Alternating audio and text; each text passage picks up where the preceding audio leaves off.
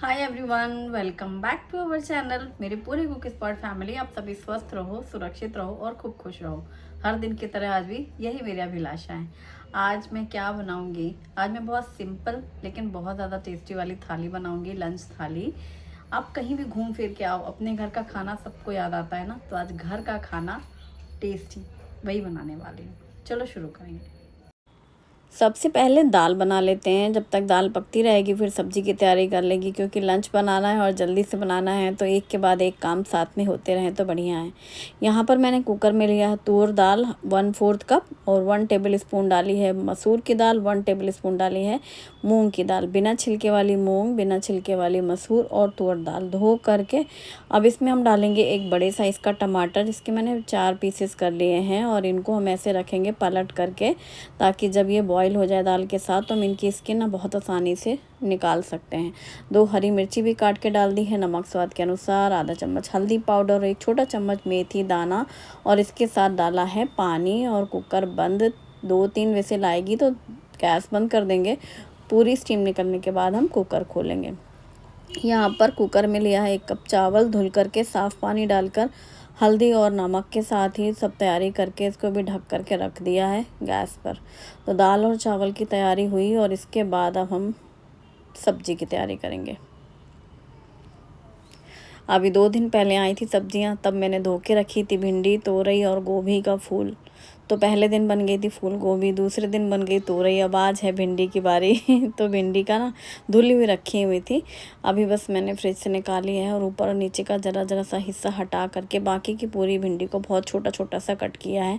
भिंडी बड़ा, लंबा और सीधा, मतलब पूरी पूरी भी बना सकते हैं कैसे भी, पर हमारे घर बच्चों को ये छोटी वाली भिंडी फ्राई पसंद है। मैं प्याज वाली भिंडी बना रही हूँ, जिसके लिए मैंने 2 प्याज लिए हैं और हरी मिर्ची बारीक काट ली है, प्याज को भी एकदम बारीक काट लिया है, और हो गई तैयारी। साथ ही सैलड के लिए भी छील ले रही हूँ गाजर, खीरा और नींबू, मिर्ची, तो ये सब भी। हालांकि प्याज अभी नहीं काटूंगी सैलेड के लिए, तो प्याज बाद में ही काटूंगी, बस छिलका उतार करके ऐसे रख लेंगे तो वो फटाफट से कट जाएगी जब खाने का टाइम आएगा। और ये सैलड मैंने रख दी फ्रिज में, बिना कटी हुई प्याज और ये गाजर और खीरे। यहाँ पर दाल पक चुकी है, उसको रखा दूसरी साइड में, और कढ़ाई रखेंगे। कढ़ाई में सरसों का तेल डाला है, और जैसे ही तेल गर्म हुआ 1 बड़ा चम्मच अजवाइन डाली है, बारीक कटी हुई हरी मिर्ची, और साथ में ही डाले हैं बारीक कटी हुई प्याज। भिंडी मैं हमेशा अजवाइन से ही छौंक लगाती हूँ, तड़का करती हूँ हमेशा।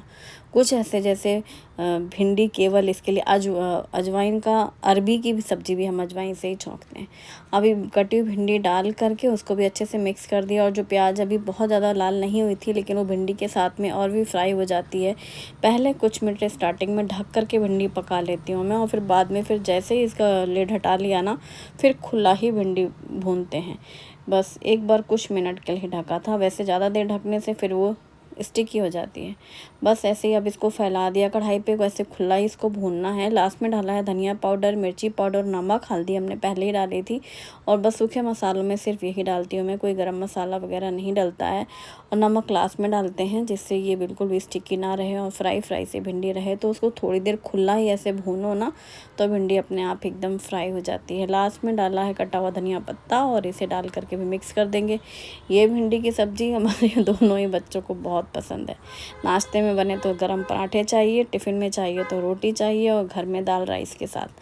अब यहाँ पर ये भिंडी की सब्ज़ी तैयार, इसको मैंने ट्रांसफ़र कर लिया हांडी में, और इसको रखा साइड में। कुकर खोलते हैं, स्टीम पूरी निकल चुकी थी, और ये जो टमाटर मैंने काट के डाले थे, बहुत ही ईज़िली इनकी स्किन रिमूव हो जाती है। बस अब इसको हम घोट लेंगे।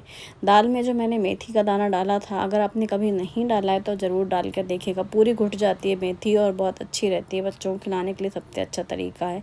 अब मैंने तड़का बनाया है, तेल, जीरा, हींग, बारीक कटी हुई लहसुन, बारीक कटी हुई अदरक, लाल सूखी मिर्ची और थोड़ा सा मिर्ची पाउडर, और दाल में डाला है हरा धनिया, और डाल दिया वो तड़का और मिक्स कर दिया। इसमें कटी हुई अदरक और कटी हुई लहसुन का टेस्ट तड़के में बहुत अच्छा लगता है। हींग की तो खैर खुशबू, और जीरे और हींग का तो स्वाद दाल के लिए है ही। तो ये बहुत ही सिंपल सी दाल होती है। दाल तड़का रेडी, और इसे मैंने हांडी में ट्रांसफ़र कर लिया, और ये बहुत ज़्यादा टेस्टी लगती है। दाल पीने में भी अच्छी लगती है। मेरे मन में एक सवाल है, मैं कहना चाहती हूँ कि अक्सर ही बेटियों से कहा जाता है कि अपने घर की इज्जत खराब मत करना, लेकिन कभी भी किसी भी घर में बेटों से ये नहीं कहा जाता कि दूसरे के घर की इज्जत बर्बाद मत करना।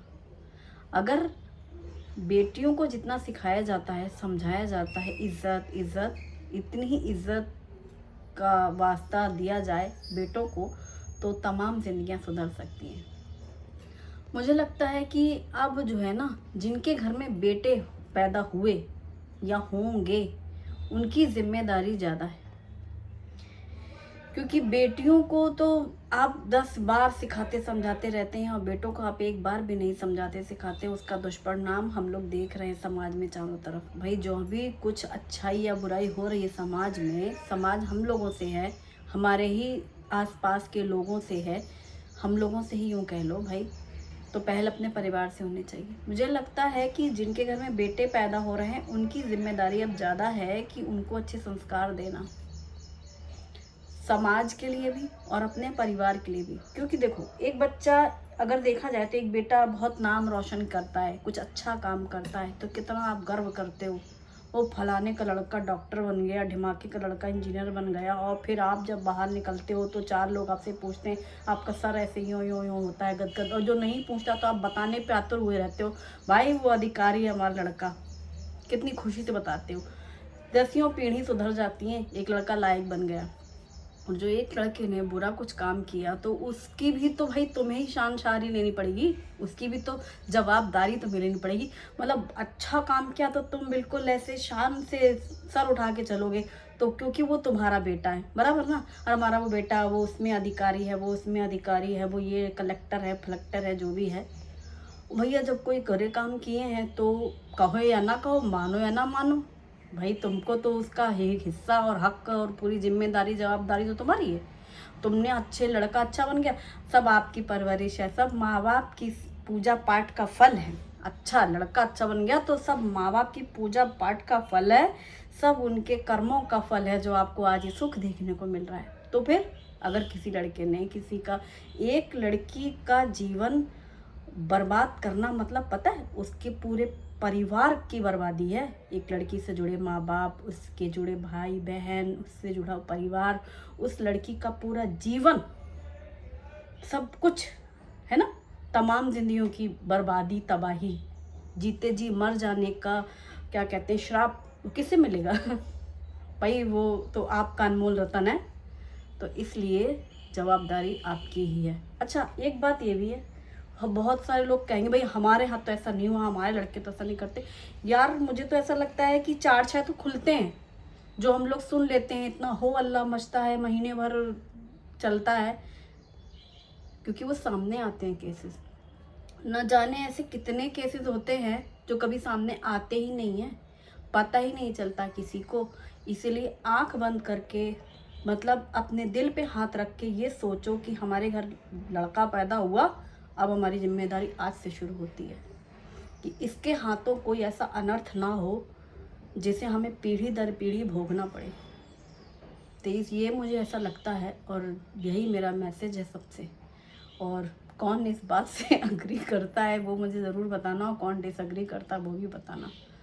भाई मुझे तो ऐसा ही लगता है, बेटा होना सबसे बड़ी जिम्मेदारी है। जैसे बेटा होना मतलब अब उसके लिए प्रॉपर्टीज लेना, अपनी पीढ़ी के लिए कुछ ज़मीन जायदाद करके जाना, कुछ गहने कपड़े दे के जाना उस बच्चे को कि हाँ हमारे वो फलाने बाबा दादा या हमारे बाप हमें ये दे के गए। ऐसी ही ये भी एक बहुत बड़ी जिम्मेदारी, और सिर्फ माँ की नहीं, माँ बाप दोनों की बहुत ज़्यादा ज़रूरी है।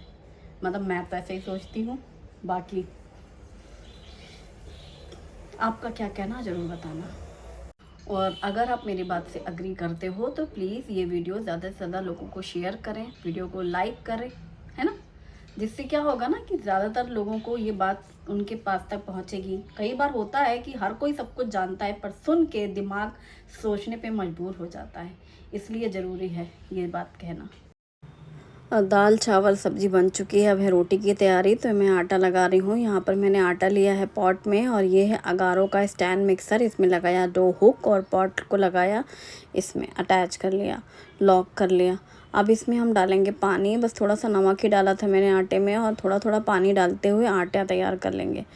रोटी के लिए बहुत ज़्यादा सख्त आटा मैं नहीं रखती हूँ, सॉफ्ट सा रहे, जिससे रोटियाँ नरम भी बनती हैं और अच्छी से जल्दी से मतलब फ्री हैंड बेलने में ईज़ी रहता है। जैसे पूरियों के लिए थोड़ा सख्त रहे, पराठे के लिए थोड़ा सा नॉर्मल रहे, और रोटियों के लिए हल्का ढीला सा, बहुत ज़्यादा गीला नहीं, लेकिन मुझे चिपचिपे आटे से फिर रोटी नहीं बनती हैं।